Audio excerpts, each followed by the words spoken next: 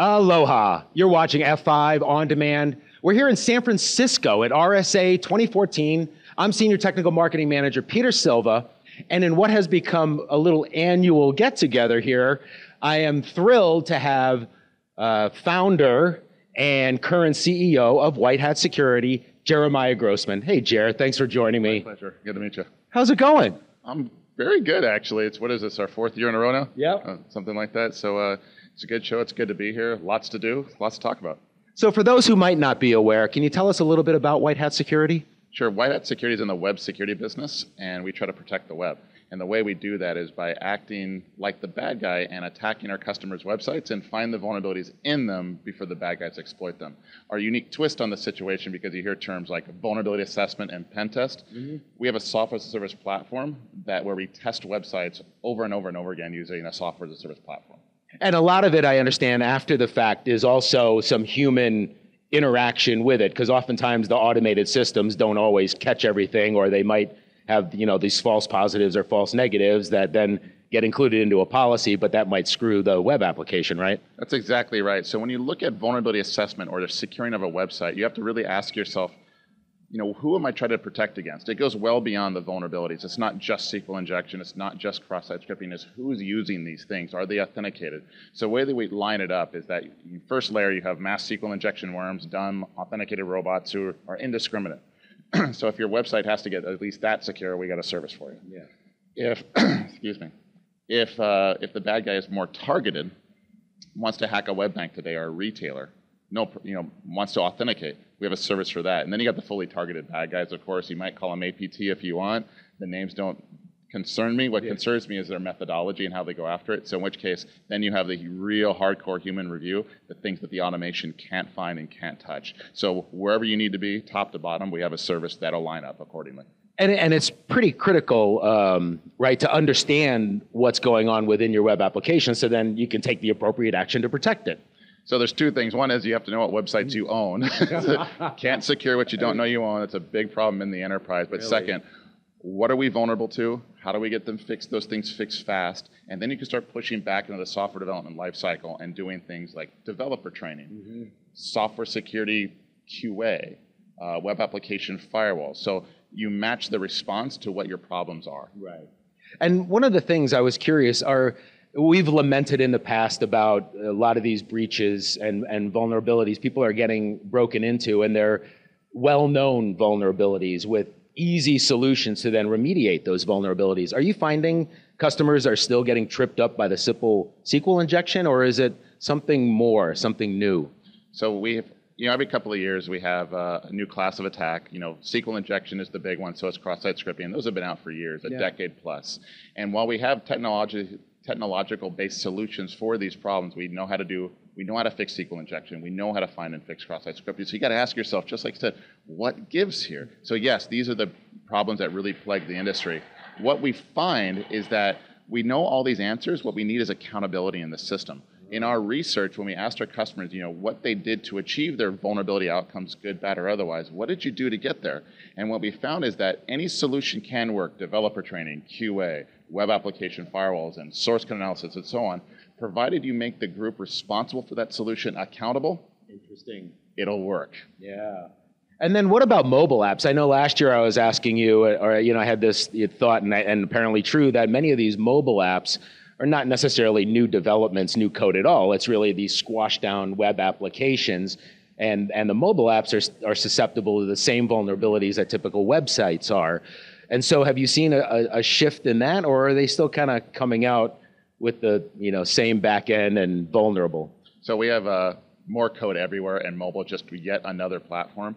So the mobile apps are, like you said, just mini web applications. So you kind of have to separate mobile into two forms. It's what goes on the client, on the device, and what goes on the server, which is generally a web application. Sure.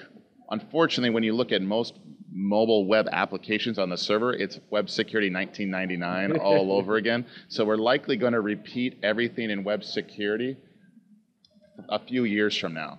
On the client side, it's a bit more manageable. You can do source code analysis and things like that. So are those devices going to be affected? Are they going to be insecure and hacked? Probably.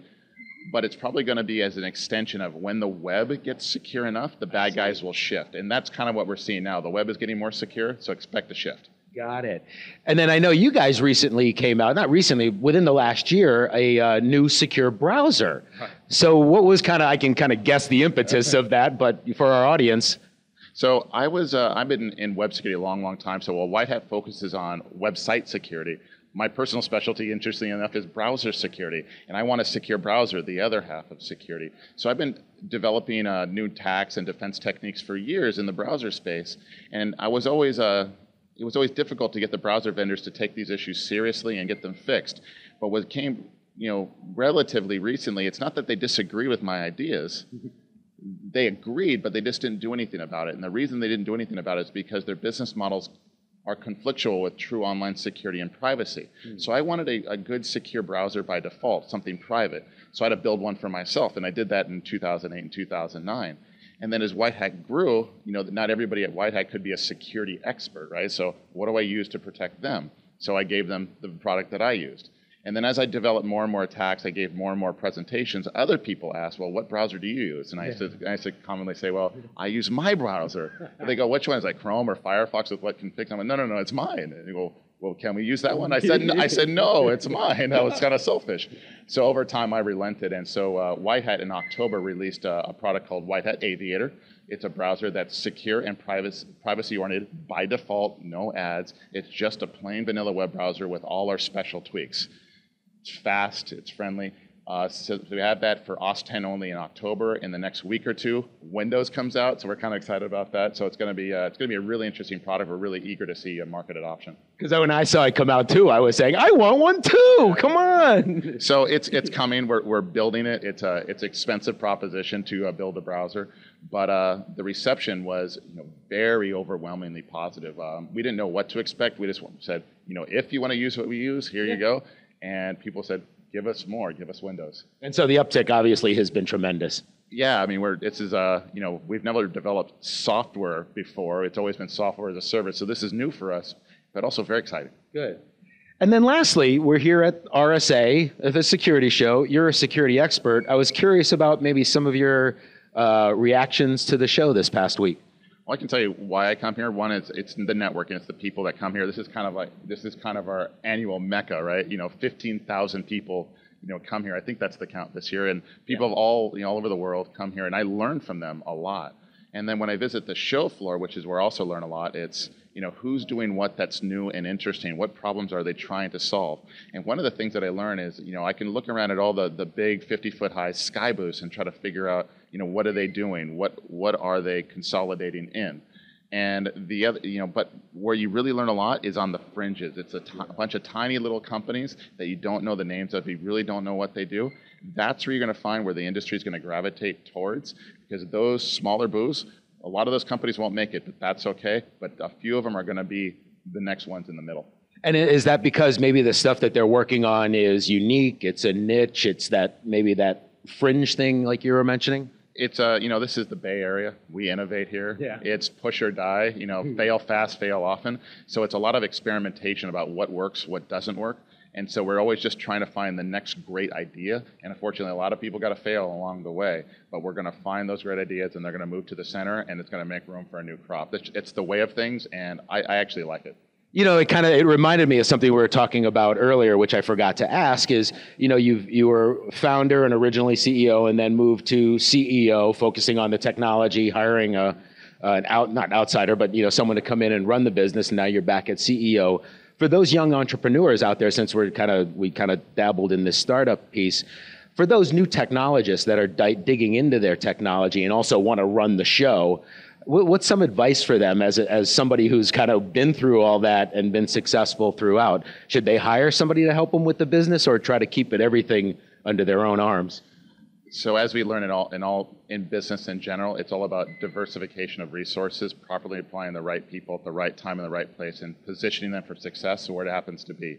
So I started WhiteHat. I had the idea for a company I want to build for a problem that I want to solve, and I started solving that problem. So I was CEO for the first 4 years, so that was the highest and best use of my time. 4 or 5 years in, I still wanted to continue on with the tech path because that's what WhiteHat needed, but I needed some assistance for the business. Yeah. So we brought in a professional CEO that's done it before, that has grew companies, and she could focus on the business, and she did that great for 8 years.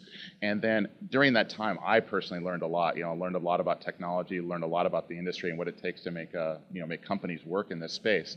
And my next challenge personally was to be CEO again and take us to the next level. So that's really why I'm here. It's bringing new ideas, new ways of doing business to the security industry and solve some really good problems. And congratulations to you, by the way. I appreciate it. I really appreciate your time, Jeremiah. Always a wonderful conversation with you. We're going to do it again next year for 5? Oh yeah, definitely. Okay, cool. We'll see what more stuff will be here, what stuff on the outside has got into the center, and I guess I'll tell you how many people are using Aviator then.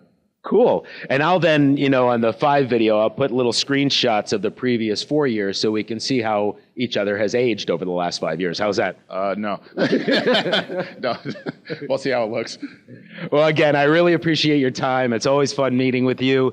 So, a little bit more about WhiteHat Security and some great security insight from an awesome security professional, Jeremiah Grossman. So for Jeremiah, he's with WhiteHat. I'm Peter, and I'm with F5 Networks. Thanks for watching.